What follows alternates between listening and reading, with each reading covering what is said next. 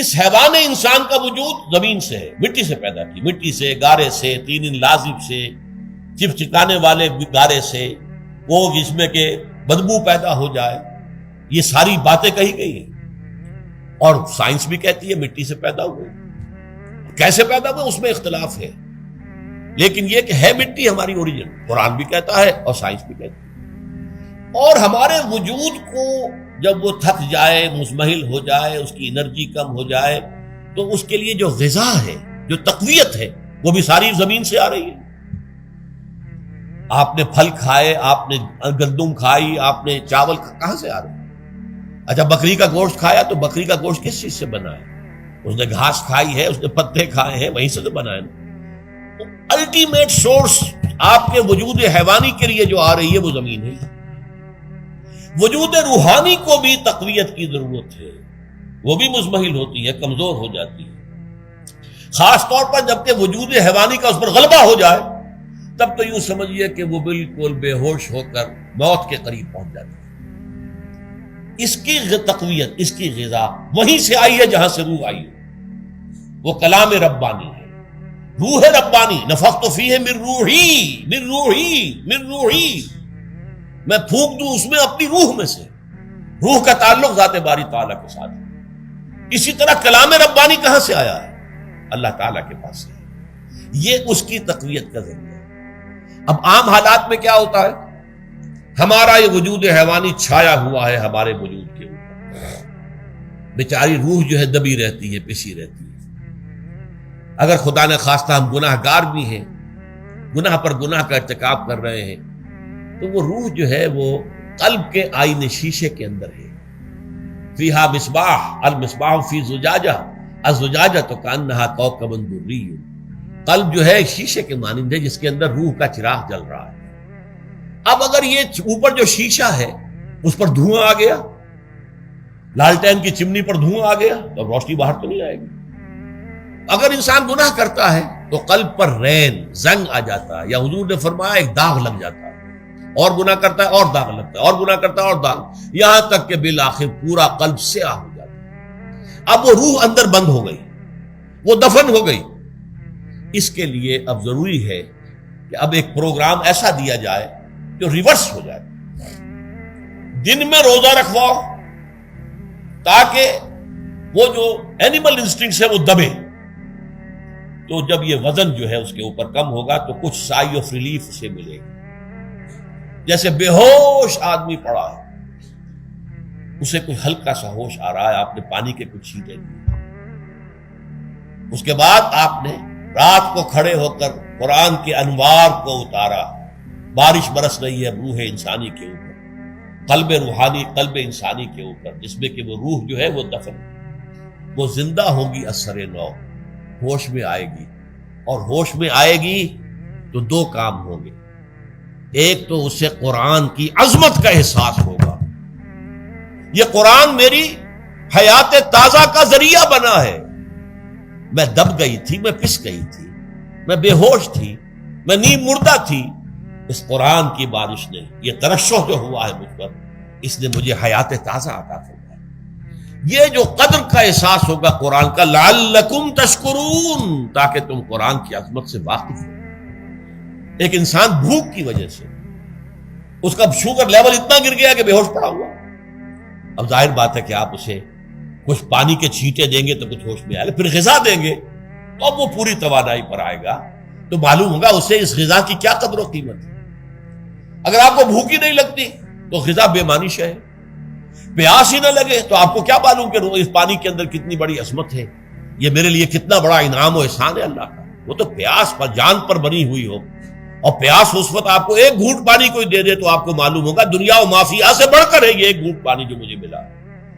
اسی طرح جب روح دبی ہوئی تھی حیوانی وجود کے بوجھ تلے، جبکہ وہ نیم خابیدہ یا نیم بے ہوش یا بالکل بے ہوش تھی، وہ دن میں تو روزہ رکھ کر اس پر سے حیوانی وجود کا وزن کم کیا گیا، اسے ایک ریلیف ملی۔ رات کو قرآن مجید کے انوار و برکات اس میں جذب کیے گئے تو اس کو پوری توانائی حاصل ہوئی۔ اس پوری توانائی کا پہلا نتیجہ تشکر، قرآن کا شکر۔ الحمدللہ الذی انزل علی عبدہ عبدہ الکتاب ولم یجعل لہ عوجا، پھر وہ قلب کی گہرائیوں سے نکلے گا۔ سارا شکر اس اللہ کے لیے جس نے اپنے بندے پر صلی اللہ علیہ وسلم کتاب نازل کی اور اس میں کوئی کجی نہیں رکھی، کسی طرح کی ایش پیچ نہیں۔ یا تبارک الذی نزل الفرقان علی عبدہ لیکون للعالمین نصیرا، بڑی بابرکت ہے وہ ذات جس نے اپنے بندے پر فرقان نازل فرمایا تاکہ وہ تمام جہان والوں کے لیے نذیر اور خبردار کرنے والا بن جائے۔ یہ قرآن کی عظمت کا احساس، اور ظاہر بات ہے جس قدر کسی نعمت کی قدر و قیمت کا احساس ہوگا اسی قدر تو آپ شکر ادا کریں گے۔ اگر آپ نے کسی بچے کے ہاتھ پر ہیرا رکھ دیا، اسے کیا پتا یہ ہیرا کس بلا کا نام ہوتا ہے، وہ سمجھے گا کانچ کا ٹکڑا ہے۔ لیکن اگر کوئی واقعتاً کوئی جوہر شناس ہو، جوہری ہو، اس کو آپ ہیرا دیں گے تو اسے معلوم ہے کہ مجھے کیا چیز دی گئی ہے۔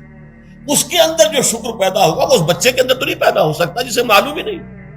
تو قرآن مجید کی اصل عظمت سے انسان واقف کب ہوگا؟ جبکہ اس کے ذریعے سے اس کی روح کو ایک حیات تازہ مل جائے اور اس طرح وہ پروگرام ریورس ہو جائے جو عام طور پر چل رہا تھا، ساری توجہ اپنے جسم پر، اس کے تقاضوں پر۔ جسم میں تھوڑی سی پھنسی نکل آئی ہے، بھاگ رہے دوڑ رہے ہیں اس کے علاج کے لیے۔ کوئی اور مرض لاحق ہو گیا، بھاگ رہے ہیں دوڑ رہے ہیں اس کے علاج کے لیے، بڑی بڑی فیسیں بھی دے رہے ہیں۔ ساری جسم کی پرواہ ہے، روزانہ نہا رہے ہیں اور اچھے سے اچھا صابن لا کر نہا رہے ہیں، وہ جسم کی پرواہ ہے نا، اس کی دیکھ بھال ہے، روح کی طرف توجہ ہی نہیں۔ یہ ہے وہ بات جو کہی گئی ہے سورہ حشر میں، اور جسے علامہ اقبال نے پھر اپنے فلسفہ خودی کی اساس اور سورس قرار دیا۔ وَلَا تَكُونُوا كَالَّذِينَ نَسُوا اللَّهَ فَأَنسَاهُمْ أَنفُسَهُمْ أُولَٰئِكَ هُمُ الْفَاسِقُونَ۔ دیکھو اے مسلمانوں، ان لوگوں کے مانند نہ ہو جانا جنہوں نے اللہ کو بھلا دیا تو اللہ نے انہیں اپنے آپ سے غافل کر دیا، اور یہی لوگ فاسق و فاجر ہیں۔ یہ سوال پیدا ہوتا ہے کہ انسان اپنے آپ سے کہاں غافل ہوتا ہے؟ کہاں اپنے وجود حیوانی سے غافل ہوتا ہے؟ کیا بھوک لگتی ہے تو وہ ادھر ادھر منہ نہیں مارتا؟ غذا کو حاصل کرنے کے لیے کوشش نہیں کرتا؟ پیاس لگتی ہے تو کیا پانی یا کوئی اور مشروب تلاش نہیں کرتا؟ کوئی بیماری لاحق ہوتی ہے تو کیا اس کے علاج کی طرف توجہ نہیں کرتا؟ اسے آرام کی حاجت ہوتی ہے تو آرام نہیں لیتا؟ اپنے اس وجود سے تو غافل نہیں۔ کون سے وجود سے غافل ہوا ہے؟ وہ روحانی وجود سے غافل ہے۔ بھول گیا کہ میرے اندر روحانی وجود بھی ہے اور اس کا تعلق ذات باری تعالیٰ کے ساتھ۔ اس نے سمجھا کہ میں بس حیوان ہوں، نرا حیوان ہوں، اپنے اس وجود کی اصل حقیقت ہی سے بے خبر، غافل۔ چنانچہ آج کے دور کا سب سے بڑا المیہ کیا ہے؟ ڈارون کے نظریے کے جو اثرات پیدا ہوئے ہماری معاشرت پر، ہماری سوچ پر، ہمارے فکر پر، ہمارے فلسفے پر، ہماری سوشولوجی پر، وہ کیا ہے کہ ہم بھی نرے حیوان ہیں۔ اللہ اللہ خیر سے یہ سب سے بڑی محرومی ہے اس دور کی کہ انسان اپنے اصل شرف سے خود ہی مستعفی ہو گیا۔ ہمارا کوئی وجود ہے ہی نہیں روحانی وغیرہ، روح کسے کہتے ہیں ہم نہیں جانتے، بس یہ جسم ہے۔ ہم اللہ کو نہیں جانتے کون ہے کون نہیں ہے، ہوگا ہم تو اس کائنات کو جانتے ہیں۔ ہم روح سے واقف نہیں، ہم تو اپنے جسم کو واقف۔ آخرت سے ہمیں کچھ پتہ نہیں، شاید ہو شاید نہ ہو، کچھ پتہ نہیں، لیکن یہ زندگی تو ہے، اسے ہم جانتے ہیں۔ یہ ہے آج کے انسان کا سب سے بڑا المیہ، اور یہ ہے ماس سکیل کے اوپر ارتداد، ذہنی طور پر مرتد ہو چکے ہیں انسانوں کی عظیم اکثریت مرتد ہو چکی ہے۔ یہ ہے در حقیقت کہ روزہ جو ہے اس پروگرام کو آ کر ریورس کرتا ہے۔ دن میں کھانے پینے، جنسی تقاضے پر پابندی، وہ وجود حیوانی کا وزن کچھ کم، روح جو دبی ہوئی تھی یا سسک رہی تھی یا بے ہوش تھی یا نیند مردہ تھی، اسے کچھ ریلیف ملا۔ اب اس کے اوپر قرآن مجید کے تیرے ضمیر پہ جب تک نہ ہو نزول کتاب، گرہ کشا ہے نہ راضی نہ صاحب کشاف، ہمارے دلوں کے اوپر بارش ہو رہی ہو انوار قرآنی کی۔ وہ ظاہر بات ہے کہ بغیر سمجھے تو نہیں ہوگی بارش، وہ تو آپ کو سمجھ رہے ہوں گے تو بارش ہوگی، ورنہ تو یہ ہے کہ ٹھیک ہے میں پہلے بھی عرض کر چکا ہوں آپ کو ثواب تو ملے گا، لیکن یہ ہے کہ وہ اصل مقصد قرآن کی عظمت کا قلب کی گہرائیوں سے اعتراف جو ہے اور اس پر اللہ کا شکر تو ادا ہوگا، لعلکم تشکرون، جبکہ قرآن مجید جو ہے آپ کے قلب کے اوپر نازل، اس کا مفہوم نازل۔